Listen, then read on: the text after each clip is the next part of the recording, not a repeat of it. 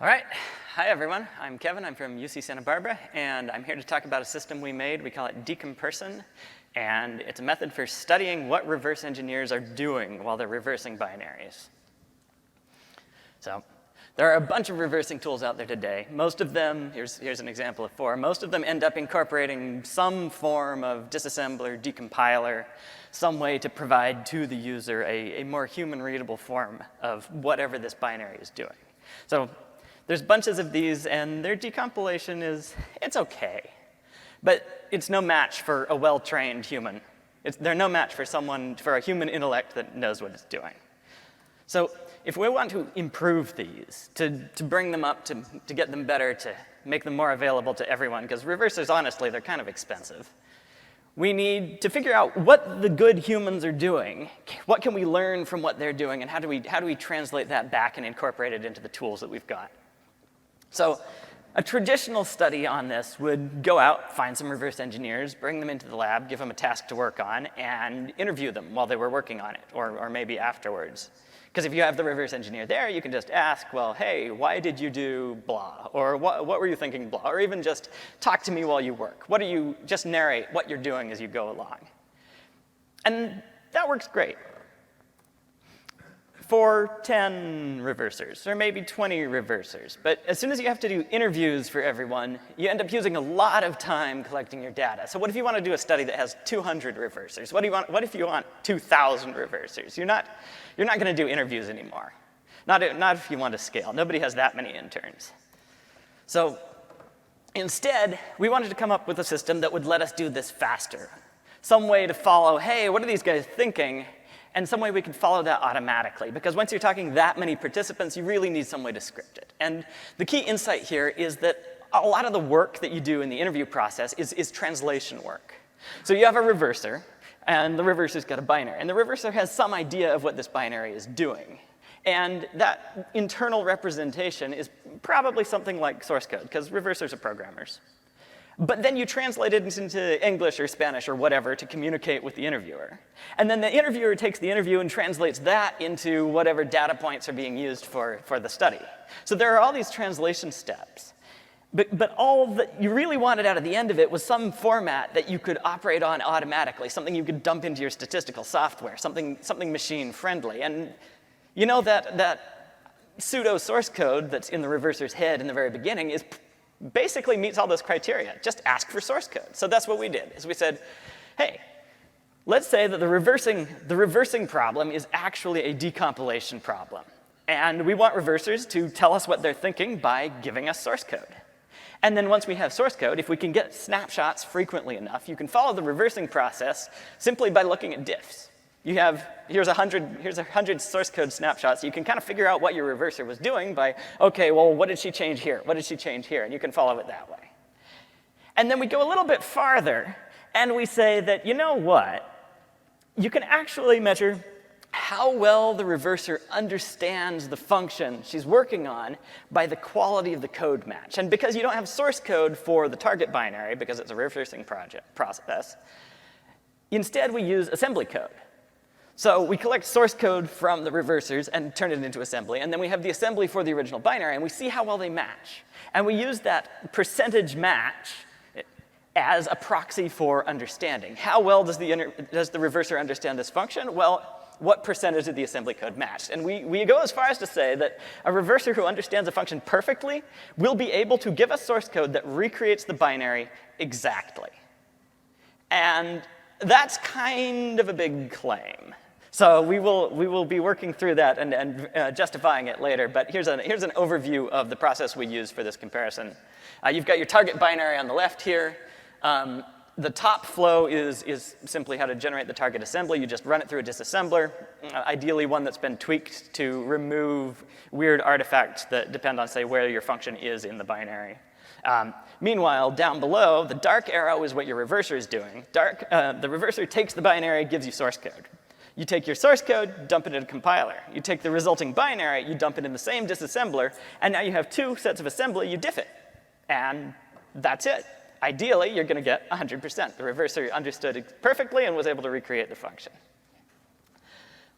Obviously, this is a bit of an extreme claim, so we need to justify our arguments. We need to show that this is actually doable. So first of all, can humans even do this? And then if they can do it, well, how do they do it?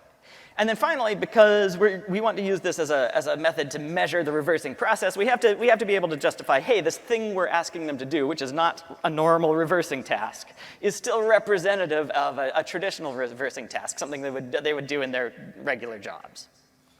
So in order to check this, we ran an online CTF. This is the web interface we wrote for it. We asked everyone to use it. They didn't have to. On the left here is completely editable source code. The reverser can do whatever they want on that panel. Once they have a function snippet that they think is decent or just want to say, hey, how close is this? They hit the compile button at the bottom.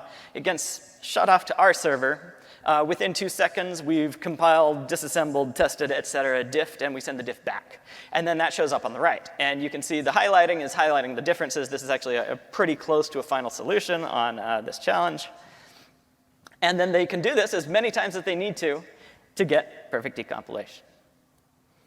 Now, they needed something to reverse, so we wrote a bunch of challenge binaries. There are 23 of them in 5 different languages. They were short. We aimed for like 150 lines at most.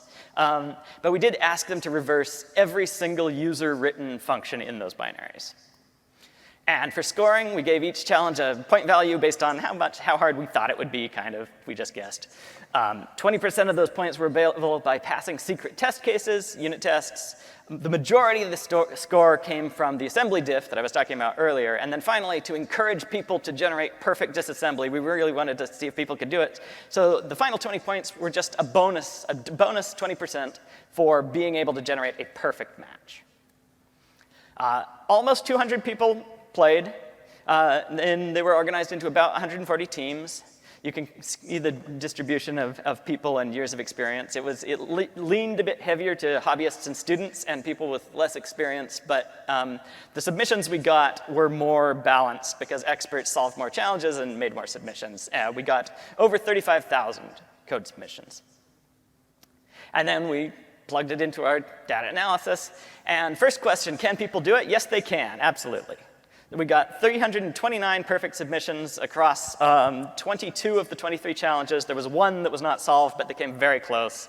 About half of the users or about half of the teams were all able to generate perfect decompilation on at least one challenge. And because we were collecting these source code snapshots, we could look at the diffs and figure out, hey, what's going on at any given time. So the top row of graphs is looking at the diff score for a variety of functions in different challenges. And you can kind of see what the reversers were working on based on the score fluctuations. When the score is changing, that means they're focused on that function. And down below is just a distribution over time of which functions are being touched. Both of them basically show the same thing, which is that the reversers really like to work on one function at a time. And then either they manage to get it up to perfect decompilation, or they get stuck and they move on to something else. And because we had all the diffs, we could locate the diffs in the source code and then match those locations up with a parse tree. So we parse it, compare the diff locations to the node locations, and we can figure out which types of syntax nodes are being touched. So we could classify the edits even further. This is a function signature edit. This is a control flow edit. This is just some generic statement, and so on. So we were able to do that.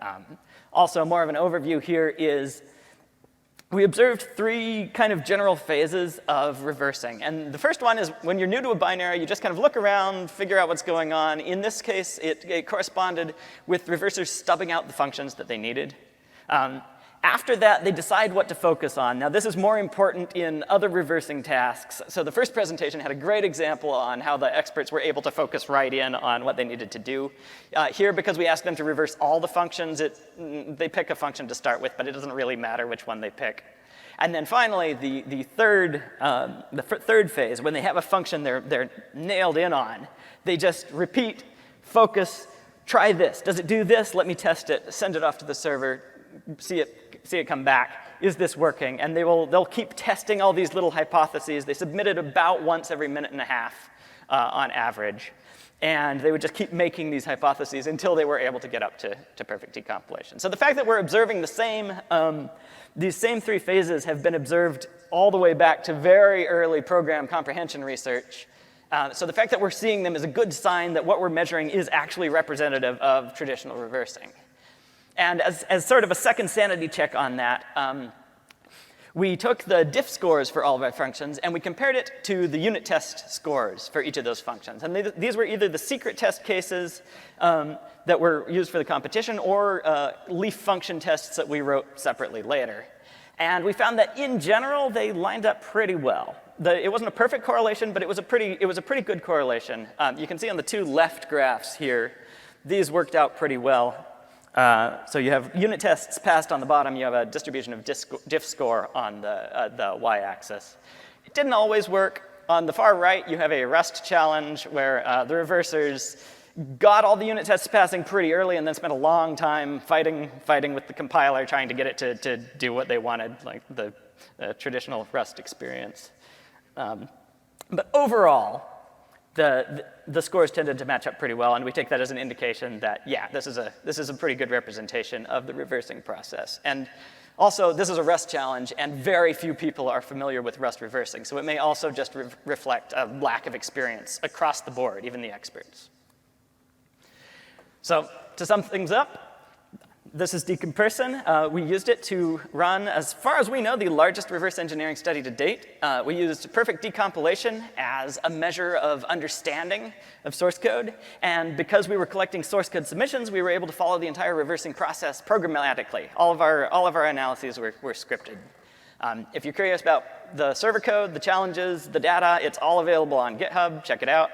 In fact, the competition is still playable online, so check that out too. Also, if you played, I suspect there are people in the audience who played, so thank you very much, and thanks for listening.